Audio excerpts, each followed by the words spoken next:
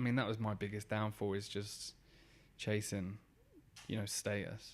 I think, again, men, that's, in particular, it's all about status. Like, we think that the car we drive, the house we have, the job role we've got, the relationship we're in defines who we are as men. Yeah. But like you say, in reality, if that doesn't fit well with who we are, there's a massive... Like, it's the same with me. It was more recent. It was probably about a year and a half ago. No, probably a year ago. Actually, it's probably about 2 years ago. I was sitting in my house. So I was renting this house, sort of 5-bed. Rent was colossal. Not colossal, but it was way more than I could afford. Yeah. Was sort of not lying, but just kind of oblivious. Wasn't telling Amy, like, we weren't married then, but I was just kind of like, yeah, we'll go out. I can afford it. We had like not an amazing car, but before that I had a car on finance that all my mates thought was cool, but I was paying money that I couldn't afford for it. I had clothes from like Savile Row that, like, again, it's all about status. And then I sat there one day and I just thought, I've got nothing, like, especially when I became a dad.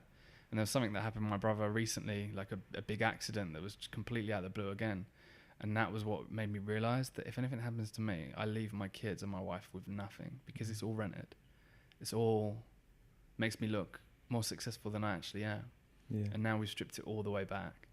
And I feel way more happier driving my granddad's green Ford Fiesta. Yeah.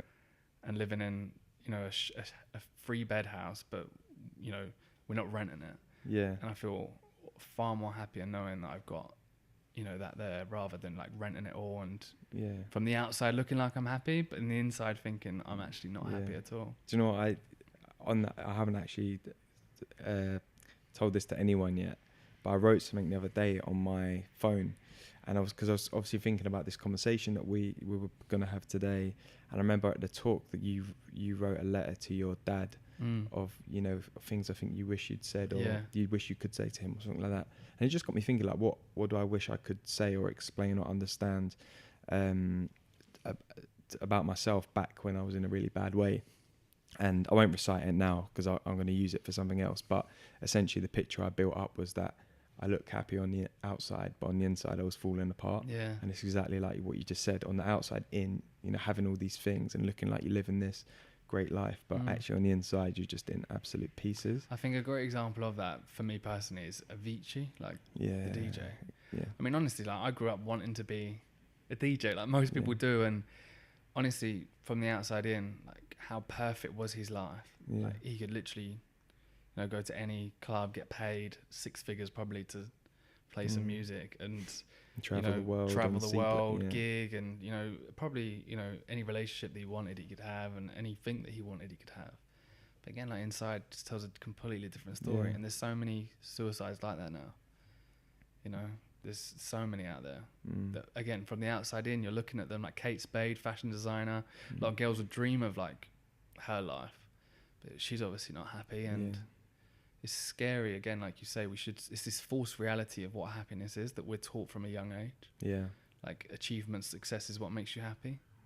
But when really it's, success for me is when you are happy. Yeah.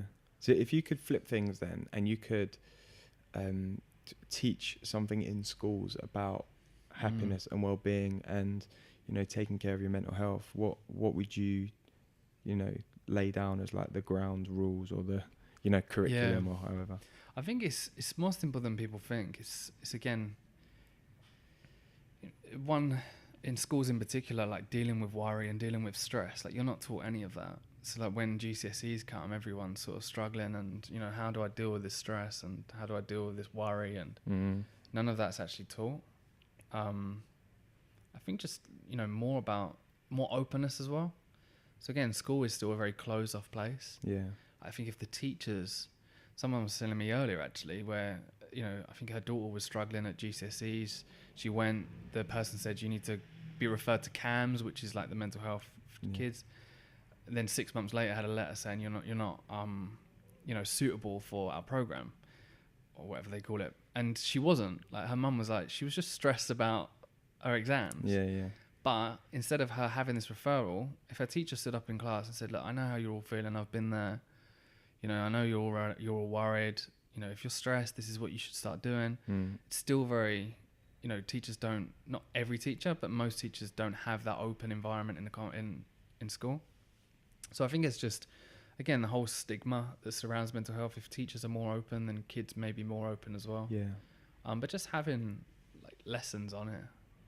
Like I did a video on it where it was like, why are schools still fixating on academic intelligence and not emotional intelligence? Yeah.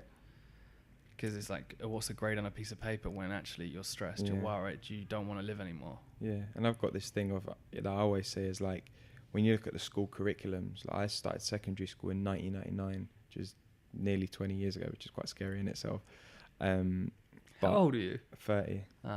So that curriculum when I was going to drop like a 51 or yeah, something. no, when so like the way I see it is like when you see that curriculum that I started secondary school, what it was teaching kids and what it was about and how it was set up to current day, it hasn't actually changed that much. Whereas how much has the world changed in that 20-year period? And it hasn't changed since like 100 years. Well, yeah, and all the time before that. So it's like, that's what I think is mad, is that there isn't a kind of shift in dynamic on how kids are being taught or what they're being taught, or, you know, like you said, emotional intelligence versus, you know, academic intelligence. Yeah.